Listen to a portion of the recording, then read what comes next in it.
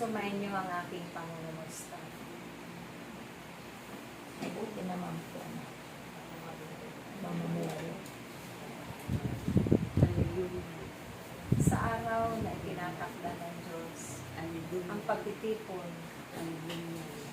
sa lugar na ito, ang kanyang pinarunan.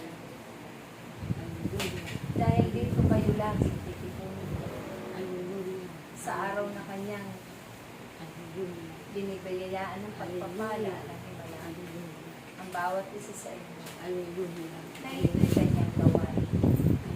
Kung kaya't hindi ninyo nararapat pagtaka, bakit ito malaon ng panahon, magpahanggang sa ngayon ay patuloy na kinakalingan ng inyong kapatid.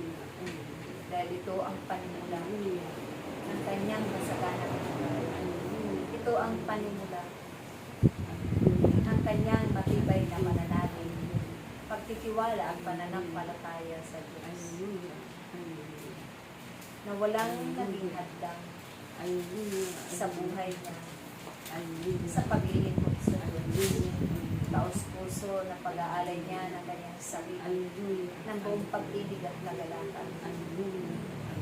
Dahil ganun katibay ang kanyang pagtitiwala at pananampalataya, magpakailangan sa Diyos na tumawag at pumili sa kanya. Kung kaya't ang kanyang buhay ay naririyan pa, ang kanyang hininga ay naririyan pa, ang kanyang kalakasan ay naririyan pa, at ang paggabay ng Diyos sa ng kanyang mga mahis sa buhay ay patuloy pa rin magpahanggang sa ngayon. Ito ang panahon na ang buong puso niyang pinasasalamatan sa Diyos. Ang mga biyaya at pagpapala ng kasaganahan, pagpapala ng kagalingan ng mga himala sa kanilang mga buhay, ang kaloob ng Diyos. Dahil walang sino man na makapagbibigay ng mga bagay maliban lamang sa Diyos. Kaya ito'y hindi matutumpasan. Ang kanyang buong pasasalamat, walang hanggan, ang kanyang pasasalamat at pagpupuri lagi sa Diyos. Na siya ang isa sa napili sa karamihan ng nilikha ng Diyos. Kaya't anuman ang naganap at naranasan ang kanilang buong pamilya, siya'y patuloy, pinaglilingkod, umaasa at sumasabi. Pinangahawakan nila ang pangako ng Diyos magpakailanman.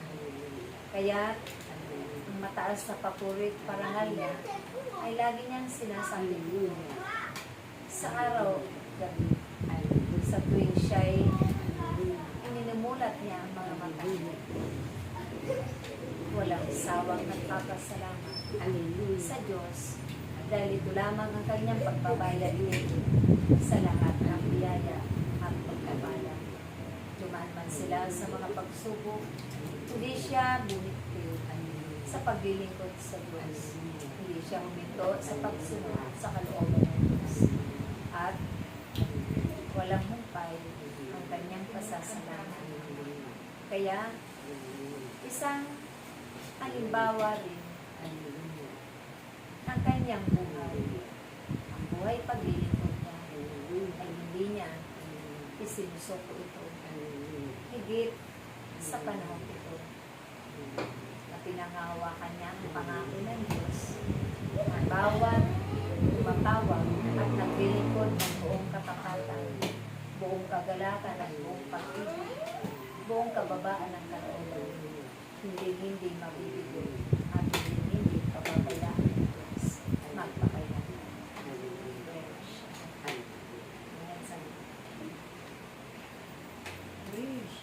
Praise Yahweh.